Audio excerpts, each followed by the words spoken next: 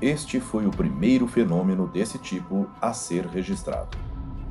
E entrou para a história da astronomia como um dos mais espetaculares já vistos da Terra. Ela é a supernova chinesa. Olá, eu sou Floresberto, apresentador do podcast Astronomia e Astronáutica, e vou levar você nessa viagem.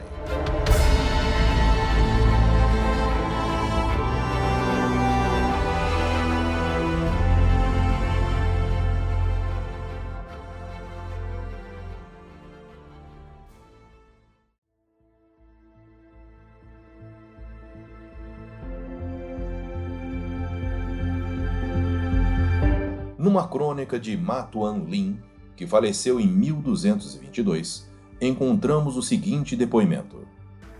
No primeiro ano do período Shihu, no quinto mês, no dia Qichou, apareceu uma estrela desconhecida ao sudeste de Tianquan. Ela deveria estar a uma distância de alguns Tsun dela. No final do ano, ela desapareceu.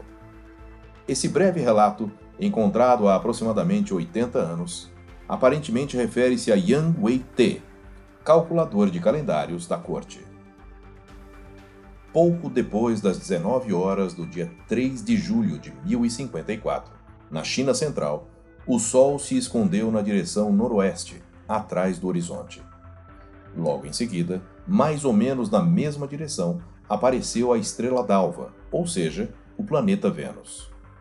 Com os olhos bem aguçados, teria sido possível também, durante alguns minutos, observar o planeta Júpiter, logo acima do local onde o Sol acabara de desaparecer.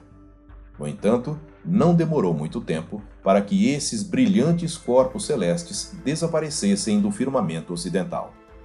À medida que escurecia, os signos zodiacais de verão tornavam-se mais visíveis, e quando, por volta da meia-noite, Vega, a estrela principal da constelação de Lira, se encontrava no zênite celeste, a constelação de Peixes começou a aparecer no horizonte oriental.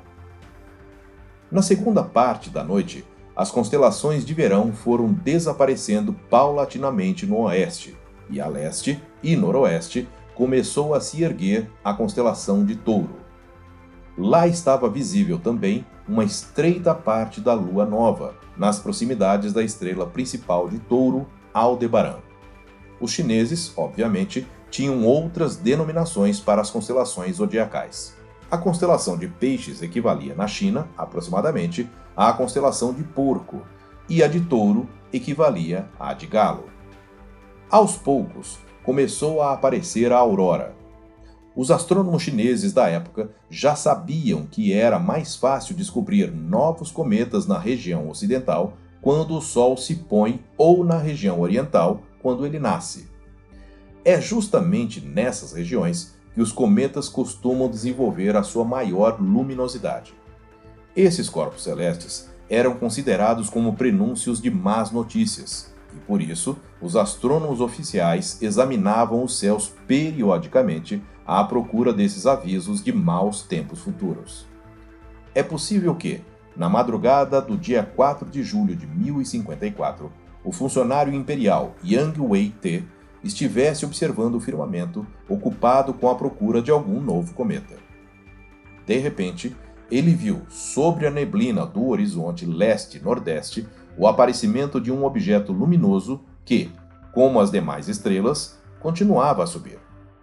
À medida que esse objeto subia em relação ao horizonte, a sua luminosidade aumentava cada vez mais, tanto que acabou vencendo em luminosidade o planeta Vênus, considerado o terceiro objeto mais luminoso do firmamento, logo depois do Sol e da Lua. Pouco tempo depois, quando a madrugada já estava bem mais clara, apareceu ainda o planeta Mercúrio, e finalmente nasceu o nosso Sol no horizonte. Mas, apesar de o céu ficar cada vez mais claro, aquele estranho objeto continuava visível.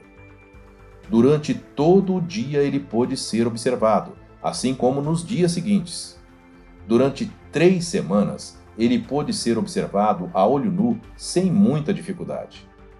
Depois desse período de tempo, sua luminosidade foi decrescendo novamente. Dessa maneira, os velhos astrônomos chineses tinham descoberto a mais importante de todas as supernovas. A partir de observações da nebulosa de Caranguejo, que podemos considerar como resíduo dessa catástrofe estelar, chegamos à conclusão de que ela está a uma distância de 4.000 anos-luz da Terra.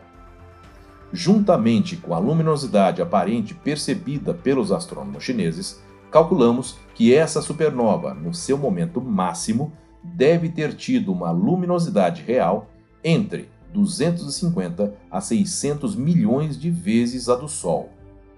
Num único segundo, essa supernova produzia tantas radiações quanto o Sol num período de 10 anos. Esse texto foi extraído do livro Astronomia de Joachim Herrmann. Eu sou Floresberto, produzi e apresentei este podcast Astronomia e Astronáutica. Até a próxima viagem.